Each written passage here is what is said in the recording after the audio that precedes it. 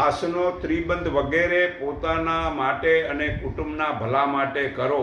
આસન ત્રિબંધ, મૂળ બંધ, ઉંડિયન બંધ, જાલંધર બંધ.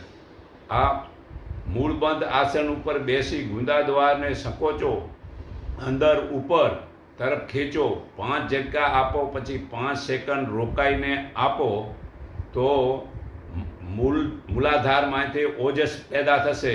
પછી ઉંડિયન બંધ, શ્વાસ બહાર કાઢી પેટને અંદર સંકોચીને ઉપર તરફ ખેંચો, નાભી અને આંતરડા પીઠ તરફ દબાવો, વધુ લાભ થશે. જાલંધર બંધ, દાઢીને છાતી સાથે આમ મતલબ કે લગાવો. આ ત્રણેય બંધને અભ્યાસ એક સાથે કરવાથી ખૂબ જ લાભ થાય છે. ખાલી સવાર સાંજ 5 થી 10 મિનિટ શરૂ કરો, તેમાં 3 દિવસમાં ચમત્કારી પરિણામ મળશે.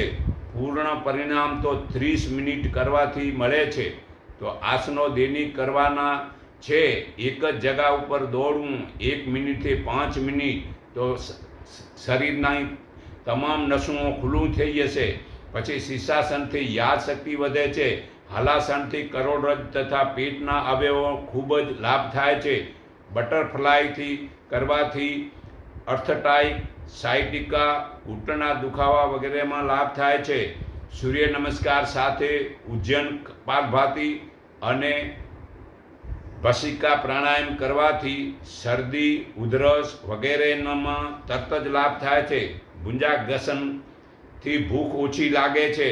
ધનુરાસનથી કરોડરજના હાડકાં, જોડો મટે છે. ફેફસામાં વગેરેમાં રોગો મટે છે. શવાસનોથી સુખી થાવ. કઈ આખા શરીરની યાત્રા કરવાથી આખા શરીરની મતલબ બધી અવયવો શક્તિશાળી બને છે. શશાસક આસન, વજ્રાસન, બેસી હાથ આગળ, માથું જમીનને લગાવી લોહી મગજમાં વધુ જાય છે. તારાસનથી મેનોપોઝનું મોડું આવે છે.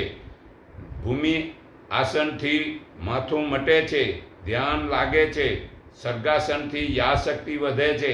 પવન મુક્તાસન, પગો વાળીને માતાના પેટનું આસનથી પગની નસો ફૂલતી નથી.